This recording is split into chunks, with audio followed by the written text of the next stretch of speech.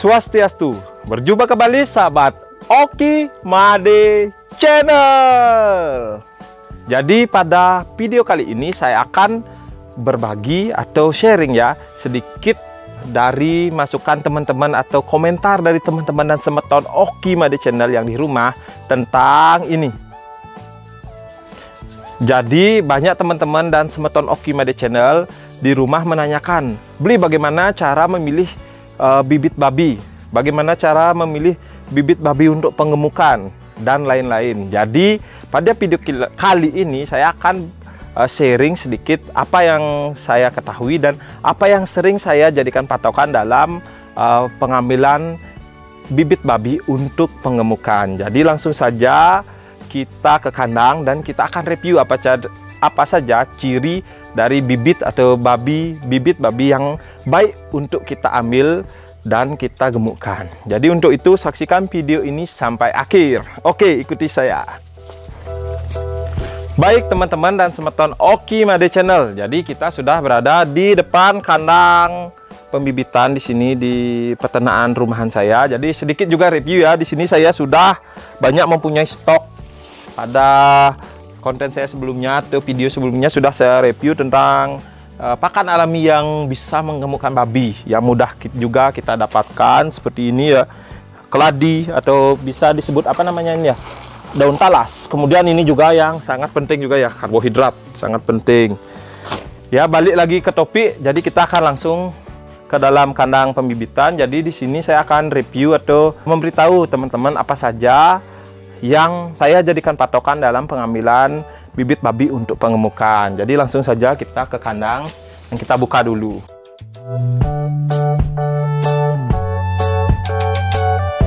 Dan mari kita masuk.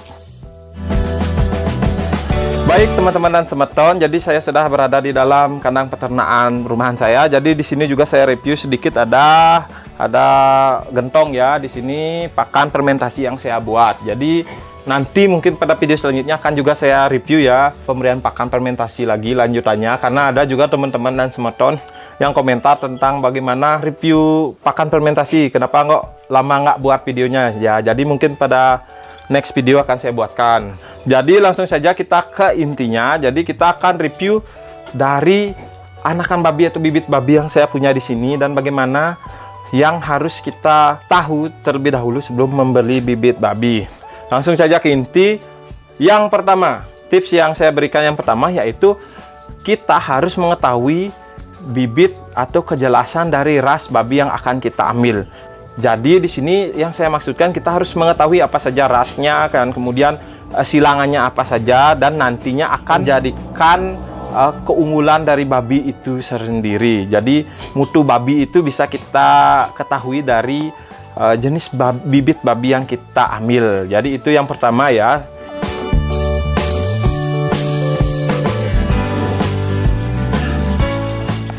Nah, kita lanjut pada tips yang kedua ya. Jadi tips yang kedua yang perlu teman-teman dan semeton Oki Made Channel ketahui selanjutnya yaitu mengetahui umur babi dan juga umur minimal dari pengambilan. Jadi kalau saya sendiri di sini paling minimal pengambilan bibit babi itu harus pada umur 30 hari ya.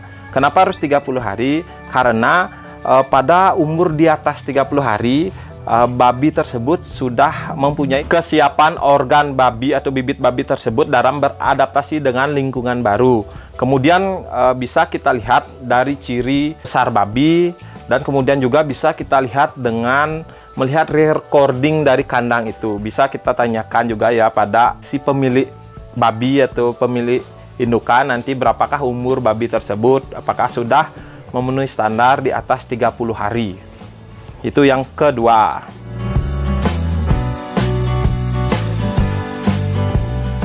Nah, kemudian kita lanjut lagi pada tips yang ketiga atau poin yang ketiga. Di sini saya menyoroti poin yang ketiga yaitu bobot minimal babi tersebut ketika akan diambil atau dibeli dari peternak, yaitu minimal itu 7 kilo. Jadi untuk bobot minimal bisa kita ambil anakan babi dan kita timbang, ataupun bisa kita perkirakan dari besarnya. Kenapa harus di atas 7 kilo? Karena di atas 7 kilo itu dengan umur di atas 30 hari ataupun 30 sampai 35 hari itu sangat wajar, saya rasa bobotnya akan 7 kilo ataupun lebih. Jika kurang daripada itu mungkin ada kelainan ataupun mungkin ada fase sakitnya pada saat babi itu menyusui. Jadi di sini harus minimal 7 kilo. Kemudian alasan yang kedua kenapa harus 7 kilo, di atas 7 kilo, karena titik kritis babi itu ada pada bobot di atas itu dan juga akan lebih tahan penyakit dibandingkan dengan babi yang terlalu kecil jika kita ambil. Itu yang ketiga, poin yang ketiga. Kita lanjut lagi sambil melihat babi-babi di sini dan saya akan beritahu apa saja tips selanjutnya. Ayo.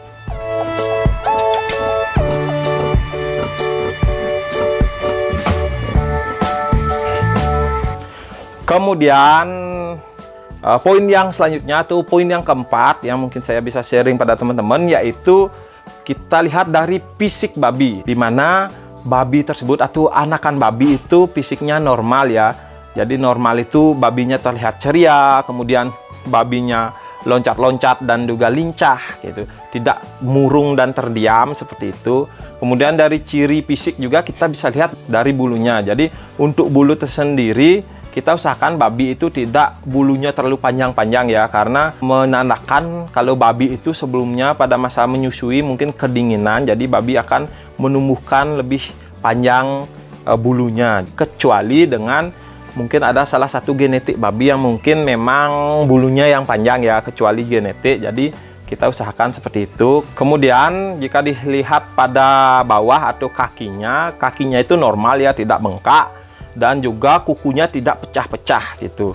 Kemudian juga untuk yang jantan usahakan sudah dikebiri atau dikastrasi supaya nanti jika dijadikan pengemukan jadi dagingnya tidak bau kencing, tidak bau amis.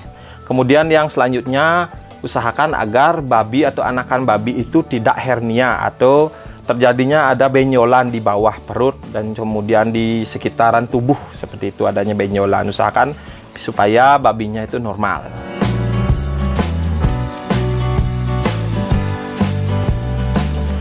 Setelah yang tadi saya sebutkan, jadi di sini juga saya next poinnya ya, yang kemudian menjadi juga pertimbangan saya, yaitu babi yang akan kita ambil usahakan sudah bisa makan sendiri atau bisa memakan pakan pre-starter.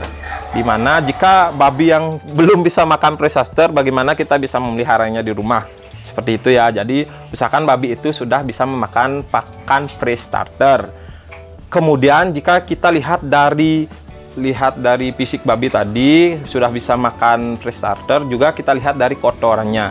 Biasanya kalau babi itu terlalu dingin dan terlalu stres seperti itu, biasanya babi akan diare. Jadi itu merupakan suatu poin juga yang saya jadikan acuan juga ya. Jadi babi atau anakan babi atau bibit babi yang kita ambil usahakan agar tidak diare ataupun mencret.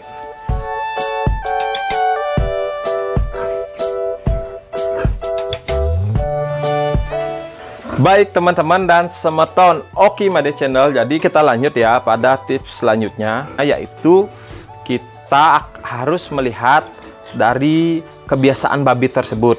Biasanya anak babi yang bagus itu atau yang baik kita jadikan pengemuka itu, mereka itu terlihat sangat normal ya, tidak batuk-batuk seperti biasanya batuk dari rongga seperti itu ya, atau kekurangan napas seperti itu. Sering sekali anakan babi biasanya batuk-batuk seperti asma. Jadi itu merupakan suatu tanda penyakit yang mungkin nanti kita harus usahakan hindari dulu ya, kita mengambil bibit babi seperti itu.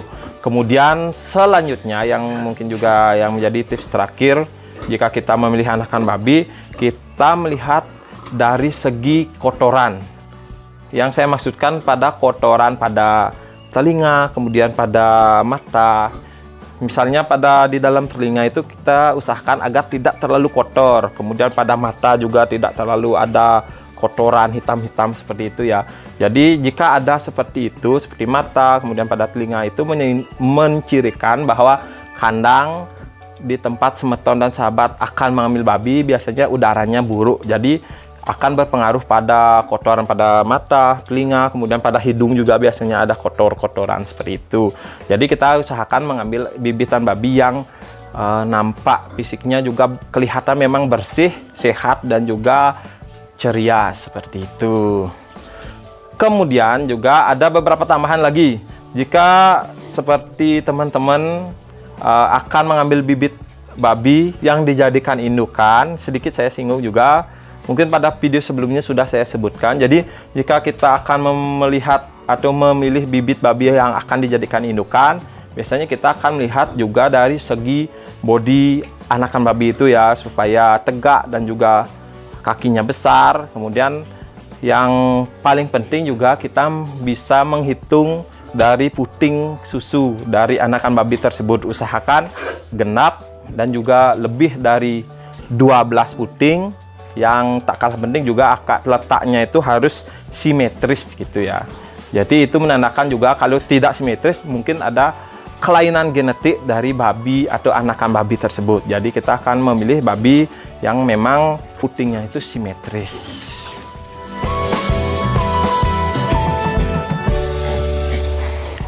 Baik teman-teman dan semeton Oki Made Channel. Jadi tadi saya sudah menyebutkan atau memberikan tips bagaimana cara saya memilih bibit babi untuk pengemukan. Ya, jadi tujuan dari video ini bisa sebagai referensi untuk teman-teman dan semeton Oki Made Channel yang akan dan ingin mulai memelihara peternakan babi atau memelihara ternak babi.